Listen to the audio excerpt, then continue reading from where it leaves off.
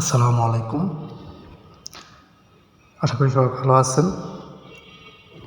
আজকে নেপালের visa processing বা নেপাল কীভাবে যাওয়া যায়, নেপালের কস্টিং কেমন, এটা নিয়ে আলোচনা করব। বেসিক্যালি হচ্ছে যে নেপাল যাওয়ার জন্য, নেপাল যেহেতু অনারেবল ভিসা, সেহেতু আপনি নেপাল গিয়েও ভিসা করতে পারেন নেপাল এয়ারপোর্টে। আর যদি চান বাংলাদেশ থেকেও ভিসা করে নিতে পারবেন।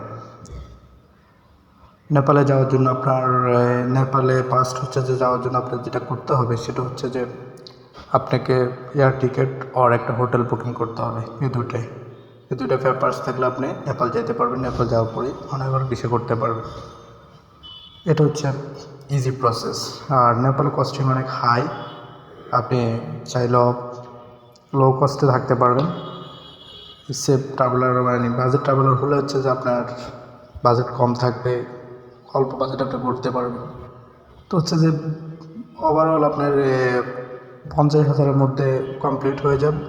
আর যারা ভিসা প্রসেসিং করতে যাচ্ছেন তাদেরকে অনেক দিন থাকতে হয়, মিনিমাম 3 মান্থ। আর ভিসা প্রসেসিংয়ের ক্ষেত্রে 3 মান্থ টাইম অলমোস্ট লাগে। তো 3 মাস থাকার জন্য আসলে হোটেলের চেয়ে আমার মনে হচ্ছে যে কোথাও বাসা বা মেসে বেস্ট হবে। তো আপনার যে দালাল নেবে ওই দালালের সাথে কথা বলে আপনি ওইভাবে ম্যানেজ করে নিতে পারেন। আর যারা ঘুরতে যাবেন অবভিয়াসলি নেপাল অনেক নাইস, অনেক সুন্দর, নেপালের পিপল অনেক নাইস।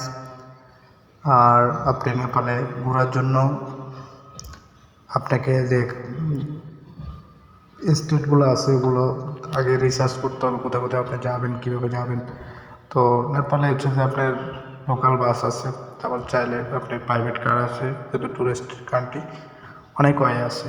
তবে একটু কেয়ারফুলি আপনাকে ঘুরতে হবে, যেহেতু নেপালে আপনি যদি একটু বোকা হন না সব কিছু এলোমেলো হয়ে যাবে এই টাইপ। তো হচ্ছে যে হ্যাঁ, এটাই। আর মোর কোনো ডিটেলস বা ইনফরমেশান লাগলে অবশ্যই নোট করবেন, আমি জানার জন্য ট্রাই করবো ইনশাল্লাহ। সবাই ভালো থাকবেন, এটা সাবস্ক্রাইব করে দেবেন। আল্লাহ হাফেজ।